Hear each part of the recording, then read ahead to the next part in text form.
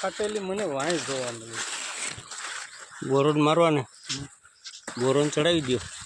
ધોરણ તો હજી નહીં, એ હજી બાકી છે.